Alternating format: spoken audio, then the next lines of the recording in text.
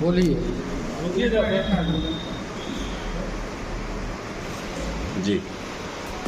ये प्रेस विज्ञप्ति बुलाने का मकसद ये है कि मैं सीताराम साहू महाविद्यालय का प्रभारी प्राचार्य हूँ। 31/7/2023 को हमारे यहाँ पूर्व प्रभारी प्राचार्य अनिल कुमार जी सेवानिवृत्त हुए। उसके बाद शासी निकाय सीताराम साहू कॉलेज ने मुझे शासी निकाय की बैठक की प्रत्याशा में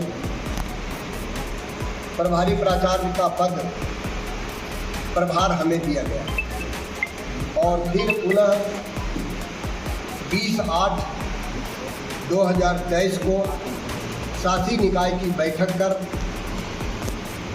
मुझे पूर्ण रूपेण प्रभारी प्राचार्य का पदभार दिया और उनके द्वारा विश्वविद्यालय को अनुशंसा के लिए भेजने की प्रक्रिया प्रारंभ हुई। मान्यवर, मैं आप सबों से यह गुजारिश करने के लिए बुलाया हूँ कि मेरा महाविद्यालय नवादा जिला का एफिलिएटेड कॉलेजों में सबसे अच्छा महाविद्यालय रहा और यह महाविद्यालय 1978 से खुला हुआ है और ये प्राचार्य की जो कुर्सी है भिन्न भिन्न तरीक़ों से चेंज हुआ करता है, बदला जाता है और ये क्रम काल चलता आ रहा है।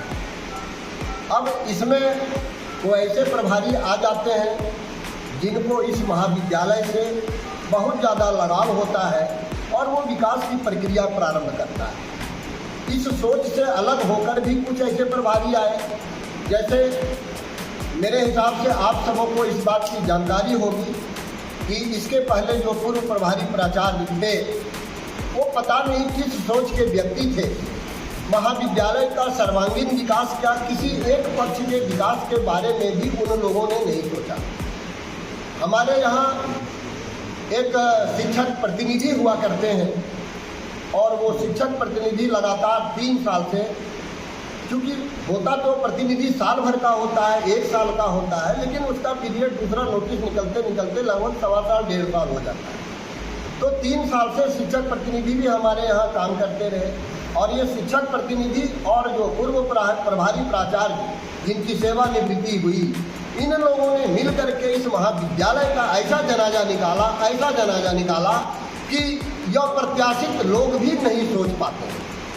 और बंधुओं, एफिलिएटेड कॉलेज में क्या होता है कि यहाँ का जो शिक्षक होता है MA करके आता है, PhD करके आता है, भिन्न भिन्न प्राप्तांकों की ओर जाता है वो, लेकिन वो निरीह प्राणी बन के यहाँ जीता है।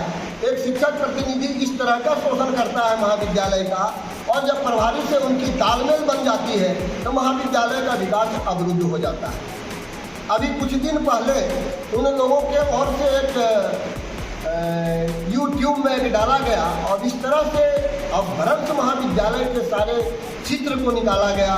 इस तरह से महाविद्यालय का कमी बेसी जो होती है, आप सब जानते हैं, कहीं न कहीं कोई कमी होता है और उन कमियों को इस तरह के उजागर किया कि महाविद्यालय का जो सम्मान था वो आसमान से नीचे पाताल की ओर चला गया, जिसको उठाने में हमें घोर संकट की सामना कर रहा है और मैं प्रयास कर रहा हूँ कि यह महाविद्यालय उस स्थान पर पहुँचे जहाँ था। बंधुओं, आप सबों से मेरी गुजारिश सिर्फ ये है, चूँकि यह सीताराम साहू महाविद्यालय पब्लिक के बीच का विद्यालय होता है, यहाँ विद्यार्थियों का पठन पाठन अच्छे तरीके से होता है। मेरे यहाँ अच्छे शिक्षकों का ढेर लगा हुआ है, लाइन लगा हुआ है, लेकिन उनके पास जो योग्यता है उसको प्रखर करने का, निखारने का अवसर मिल नहीं पाता है और इस कारण से हम लोग मजबूर हो जाते हैं।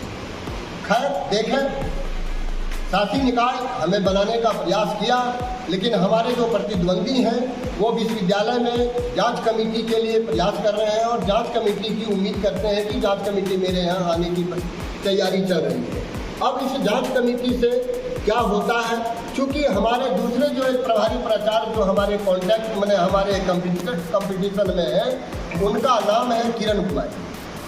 उनको ये हरता है ही नहीं, एक बात की पूरी जानकारी मैं आप सबों को दे दूं कि महाविद्यालय में जो नियुक्ति होती है उसकी एक यहर्ता 1986-85 में जो था वो 52.5% का था, और अभी हालांकि ये 55% सरकार की ओर से कर दिया गया। तो जिस समय उनकी नियुक्ति हुई थी उनको 52.5% नहीं था। फिर मानव संसाधन विभाग से एक ऐसा पत्र निकला कि जिन व्यक्तियों को यहर्ता प्राप्त नहीं है वो 4 साल के अंदर यहर्ता प्राप्त कर लें, और वो यहर्ता इस तरह से प्राप्त कर लें कि वो 52.5% पूरा कर लें, या फिर अपना पीएचडी 4 साल के अंदर कर लें। लेकिन उसमें एक शर्त दिया गया पत्रकार बंधुओं कि वो जब उनकी वरीयता की काउंटिंग होगी, गिना जाएगा, तब से गिना जाएगा जब उन्हें यहर्ता प्राप्त हो जाएगा। यानी 4 साल के बाद उनकी यहर्ता आई, 19 साल के बाद उनकी यहर्ता आई, 15 साल के बाद उनकी यहर्ता आई, तो उनकी वरीयता क्रम को उसी क्रम से गिना जाएगा जिस समय से उन्होंने मार्क्स प्राप्त किया।